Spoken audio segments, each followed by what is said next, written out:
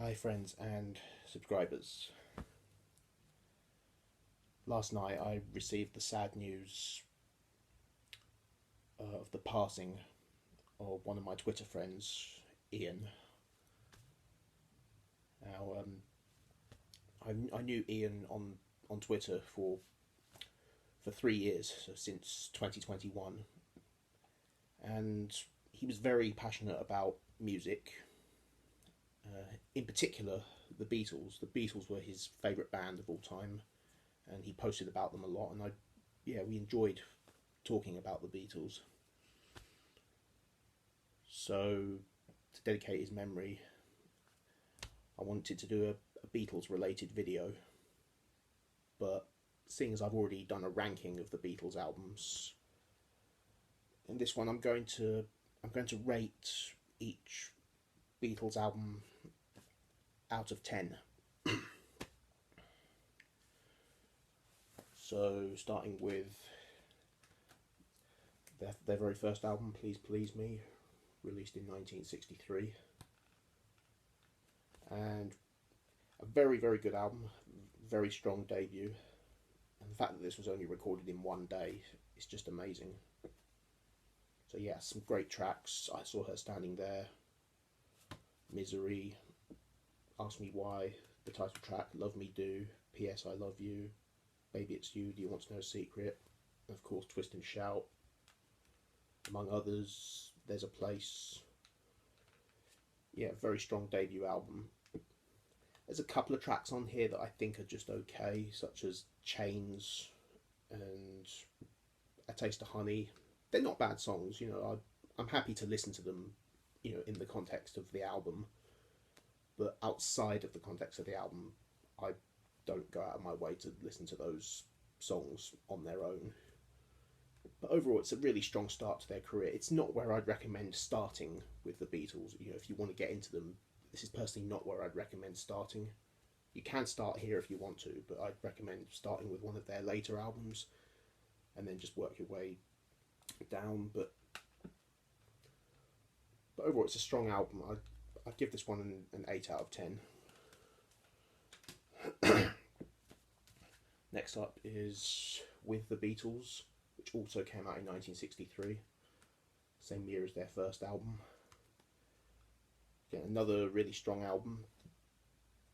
Of course, as It Won't Be Long, All I've Got to Do, All My Loving, Don't Bother Me, Little Child, which everyone likes to put that song down. I love that track. You got Please Mr. Postman, Roll Over Beethoven, I Want to Be Your Man. I prefer the version by the Stones, but the Beatles version's really good as well. And Money, That's What I Want. A very strong album. To be honest, I've never been the biggest fan of Till There Was You. I know a lot of Beatles fans love that track. I don't dislike the song. I like the song, but it's just never been one of my favourites. It's not one of them songs that I'd go out of my way to listen to on its own. But in the context of the album, I'm more than happy to listen to it. I'd never skip it when listening to the album. But yeah, very good album. Again, they hadn't quite progressed yet. It's a slight step up from the first album, but I don't think they'd quite got there yet. I personally think later on in their career is where they get to the point where they started to become the Beatles that I love. But a very good album. So again, I'd probably give this one a 9 out of 10. Next up is A Hard Day's Night, released in 1964, the soundtrack to their excellent film of the same name. And this is the first album to feature no cover songs, so this is all original material by the Beatles. So yeah, we have, of course, the title track, A Hard Day's Night, I Should Have Known Better, If I Fell, I'm Happy Just to Dance With You, And I Love Her, Tell Me Why, Can't Buy Me Love. Those are the songs that appeared in the movie. So the first half of the album is the movie songs. Second half of the albums are the songs that were recorded for the album that don't appear in the film. So we've got Any Time at All, I'll Cry Instead, Things We Said Today, When I Get Home, You Can't Do That, and I'll Be Back, which are just as great as the movie tracks. But yeah, fantastic album. So yeah, I'm going to give this one a 10 out of 10.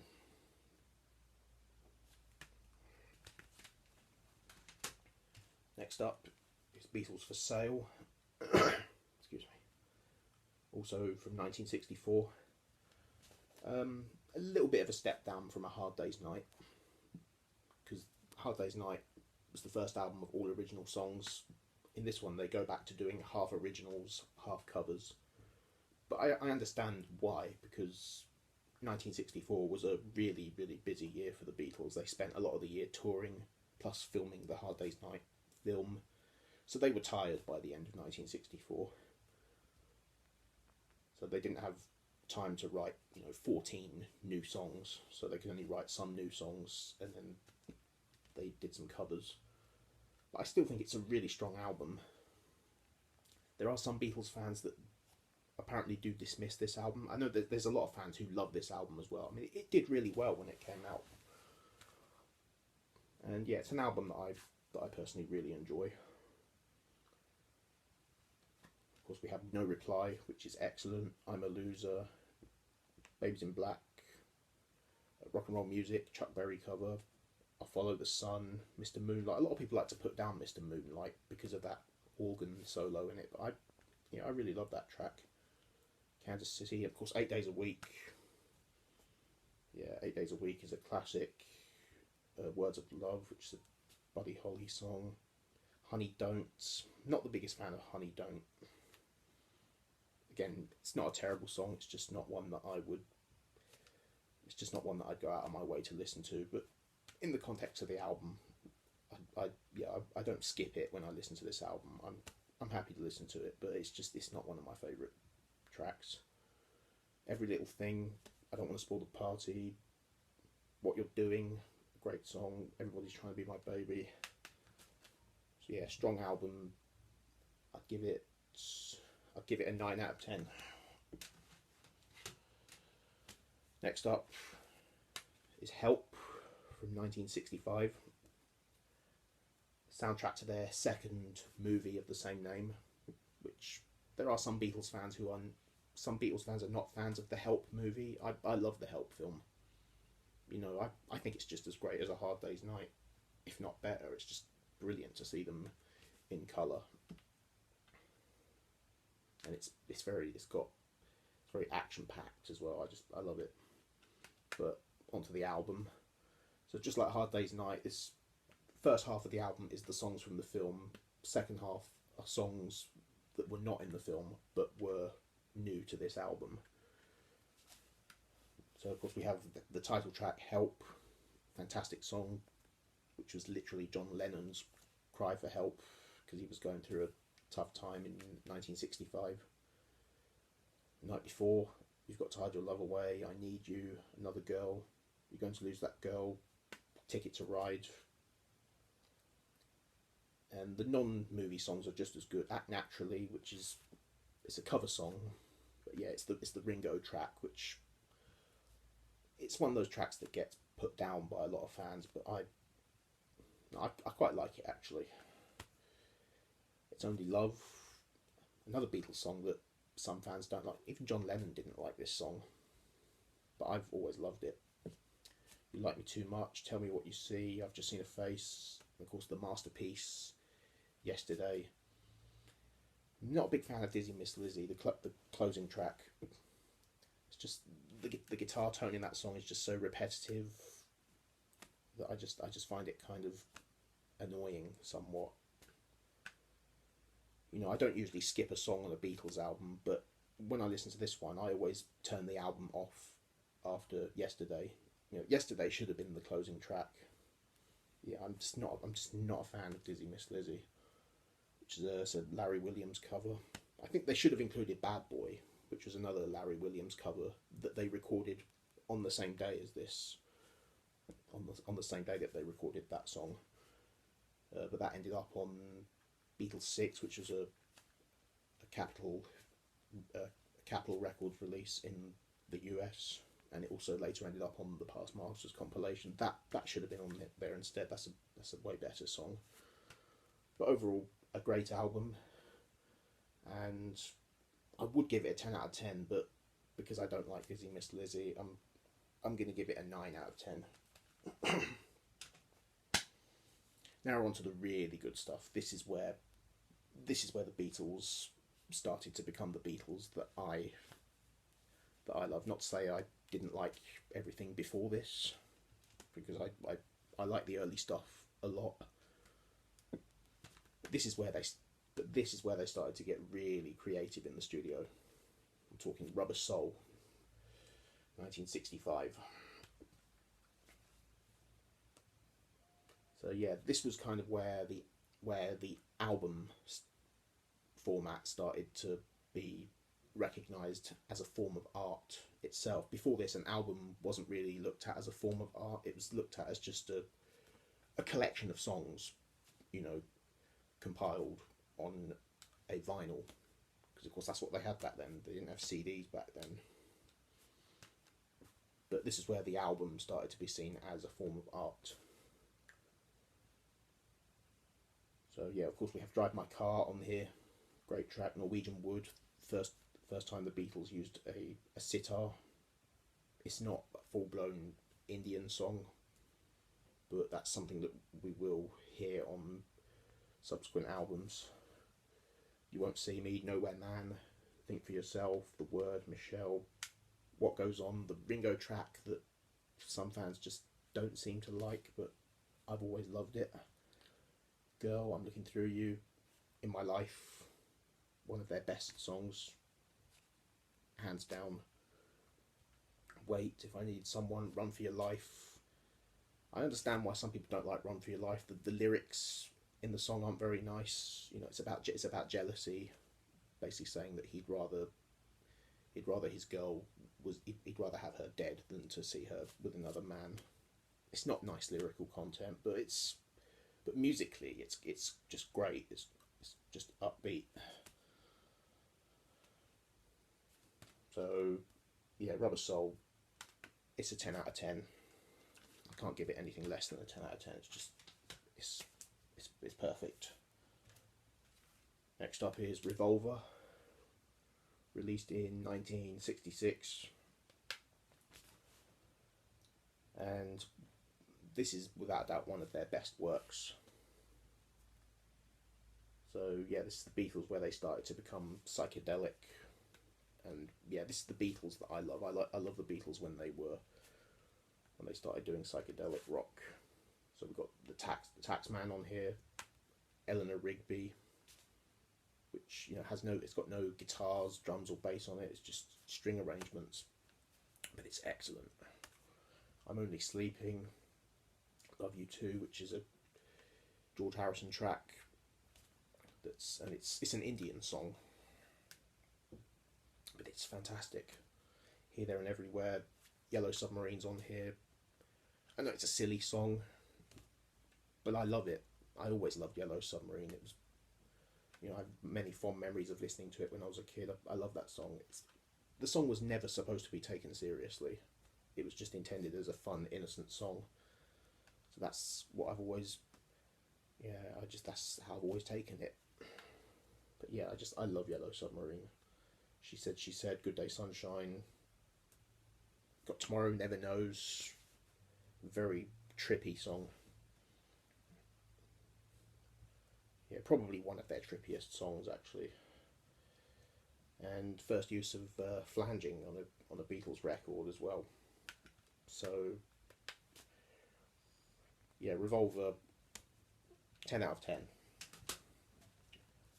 Next up, this was Ian's favourite Beatles album, Sgt. Pepper's Lonely Hearts Club Band, released 1967.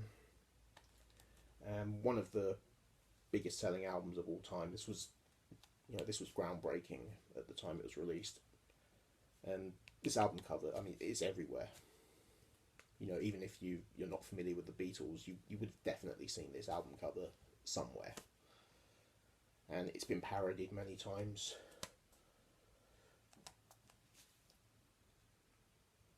But yeah, the whole album's great.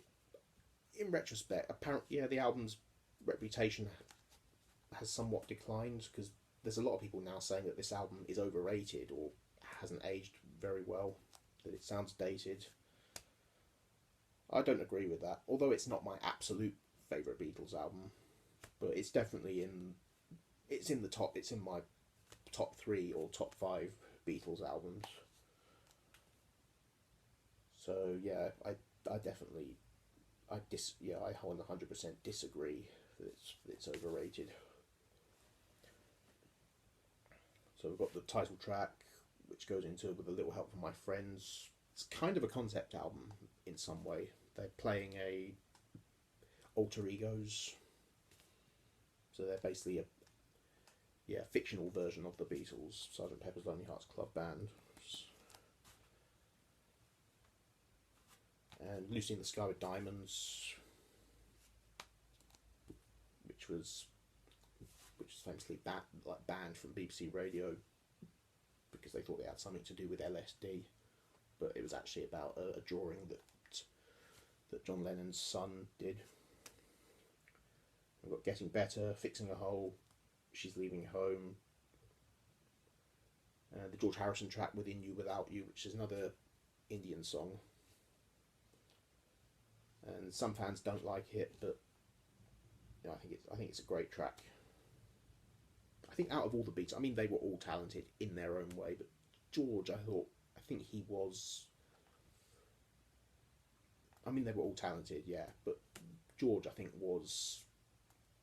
was the most talented member of the Beatles. Honestly, it's just a pity that that Lennon and McCartney didn't always let him expand his creative genius. Like he only usually got like 1 or 2 songs per album. But yeah, they should have let him like freely express his creative songwriting. I think he is my favourite Beatle. And of course we have When I'm 64.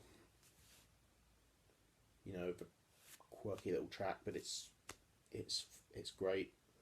Good Morning, Good Morning. Reprise of Sgt. Pepper, and then we've got A Day in the Life, which is a masterpiece. So yeah, I'm giving it a 10 out of 10. Next up, this is my personal favourite Beatles album.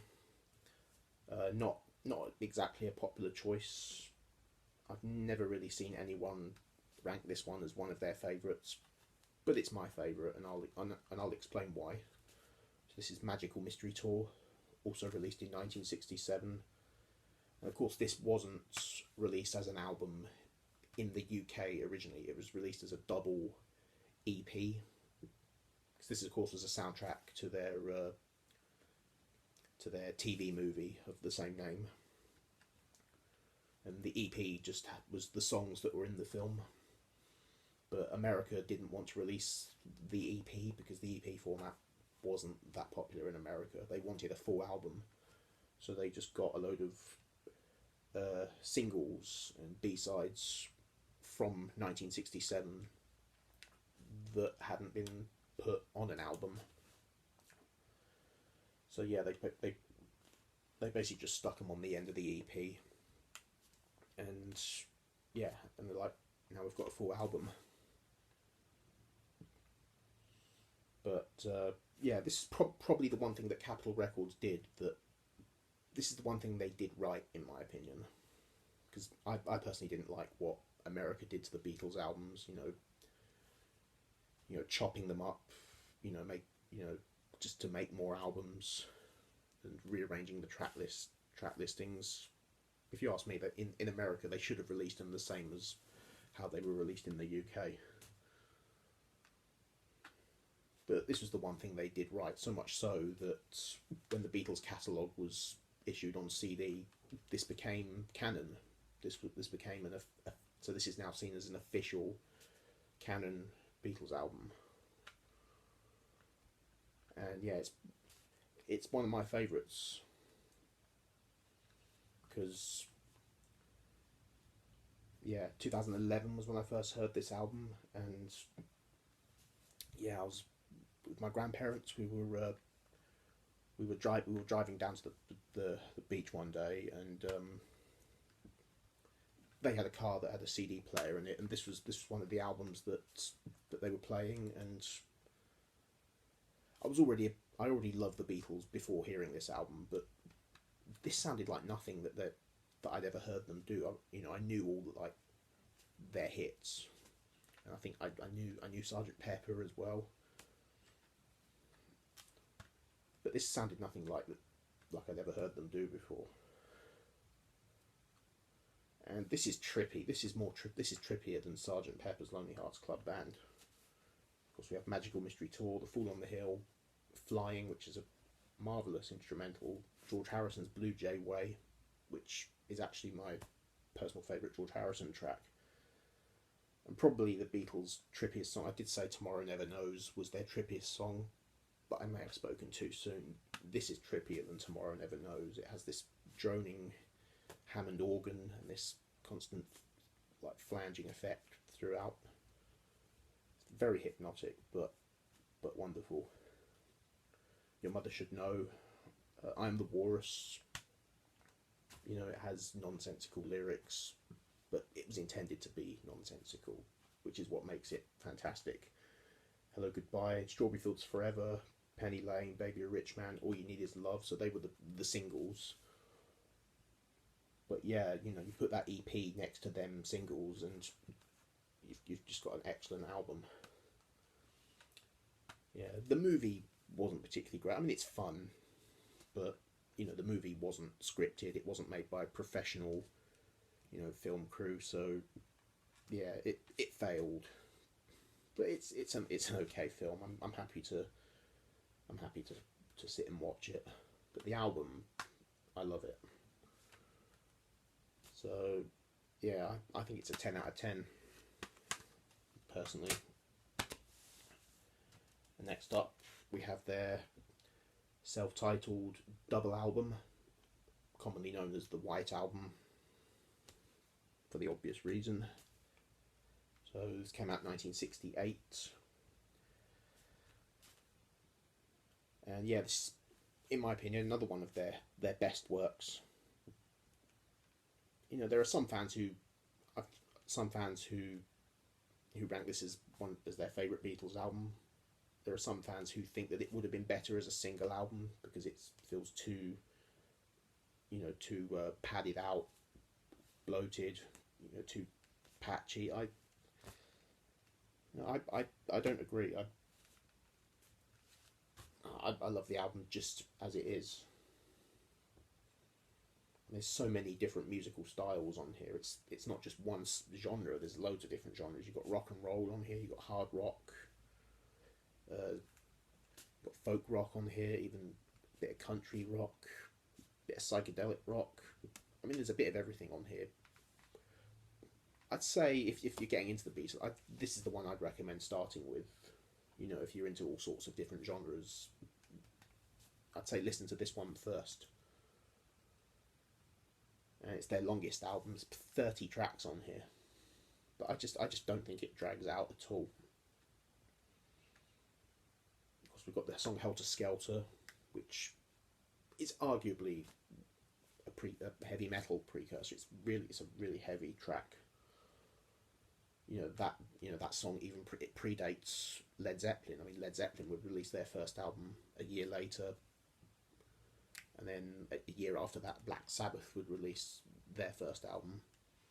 Of course, 68, that was the first year Deep Purple released their first album, but Deep Purple didn't start out as a hard rock band. They were a psychedelic band.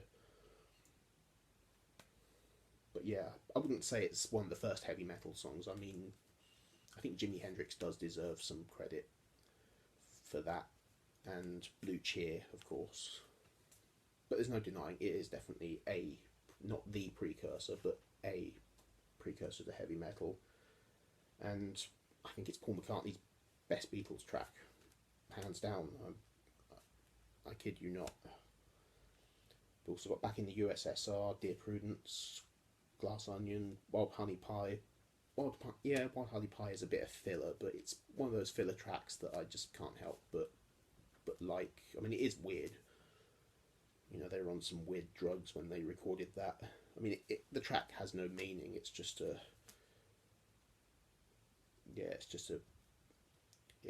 acid. It's just a weird acid trip, but you know, it's good fun. Yeah, I could go through all the tracks, but we'd be here forever otherwise. But it does contain probably the weirdest song in their catalogue, Revolution 9, which is a 8 or 10 minute collage, like a tape loop of random noises. And yeah, it's one of those songs that I do have mixed feelings about. I personally don't think it needed to be as long as it was, but it's definitely one of those tracks that I find it very interesting. You know, what must it have been like when they recorded this sound? It's amazing. It's hard to believe that was recorded in '68. But yeah, the White Album is just excellent. I'd like to give it a 10 out of 10, but I'm going to give it a 9. But still excellent. Next up is Yellow Submarine, soundtrack from their animated film of the same name. So yeah, although the film came out in 1968, the album didn't come out until early '69. And yeah, definitely my least favourite album. It's definitely not their best work. The movie, I love it. It's a fun, trippy film. Probably one of the weirdest animated films ever made, but it's excellent. It's good fun.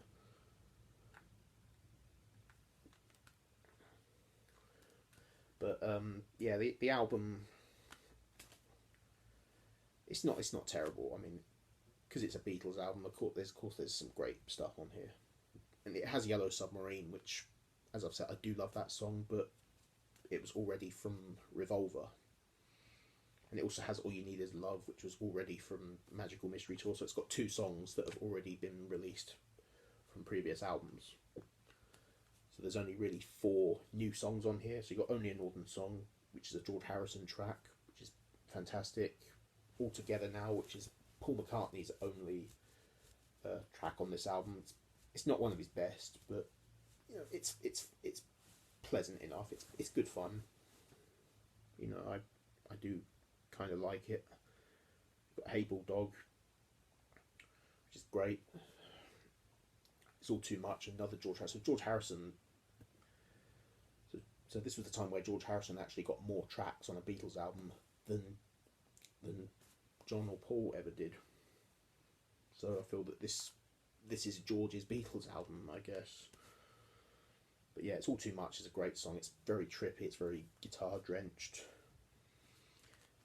And then the rest of the album is the instrumental pieces that were composed by their producer George Martin for the film. So yeah, it's not recorded by the Beatles. I mean, it's nice instrumental music. But I think it would have been better if it was released on a separate album. You know, they should have released an album, like a compilation of George Martin compositions, and then the 4 new songs on here, they should have released them on just an EP, which I think had been the original plan. I don't know why they didn't do that, but yeah, it's my least favourite, mainly because it's got 2 songs that have already been released, and it's only really half a Beatles album. But I decided to include it anyway because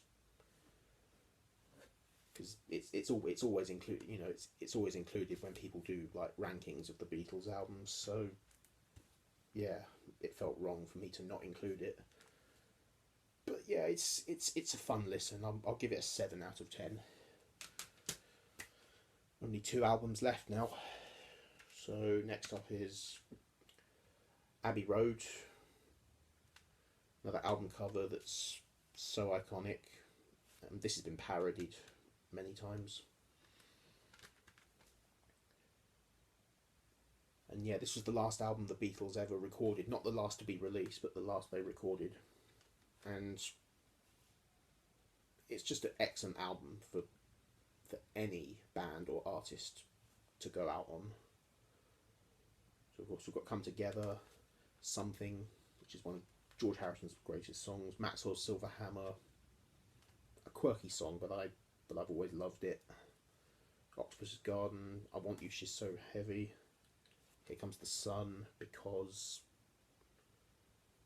And then the second half of the album, you've got that medley where each track just segues into one another. It's probably one of the greatest pieces of music.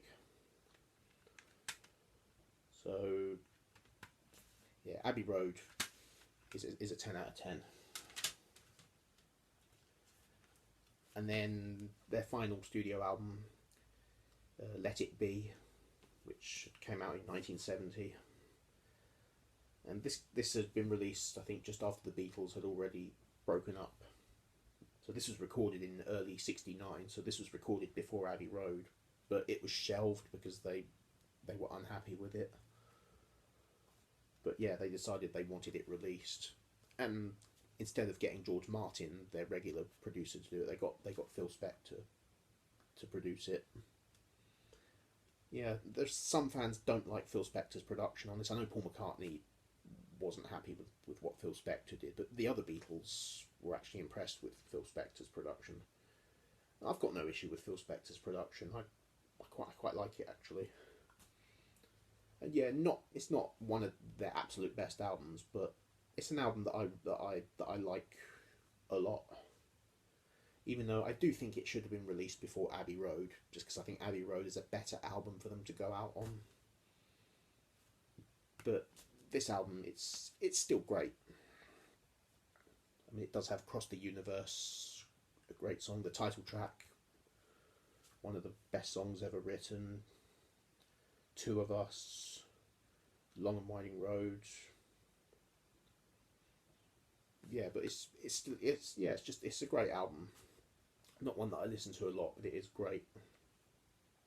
But this is actually Ian's least favourite Beatles album. Although he said that he still liked the album, but it was always his least favourite. I can see why, but yeah, it's very good. But yeah, I'm gonna give this. I'll give it a 9 out of 10. So that's the studio albums, but I would like to mention Past Masters. I'm not really gonna rate it because it's not a studio album, but I think it deserves to be mentioned because it's absolutely essential. It has literally all the singles, B-sides, and EP tracks that were not included on any of these albums. So this fills the gap. So yeah, if you get all 13 studio albums along with this, then you've got every song that they released commercially. So yeah, it's got Hey Jude on here. It's got Paperback Writer, Rain, which Rain I think is my favourite Beatles B-side. Day Tripper, We Can Work It Out, I Want to Hold Your Hand, She Loves You. Yeah, so this is excellent. This is essential. You've got to have this to complete the set. So there you go. So yeah, that video was dedicated to my Twitter friend Ian, and I know that he won't be able to see this video, and I will be thinking of his family. I know how tough it must be for them. But I hope you enjoyed that video. And rest in peace, Ian.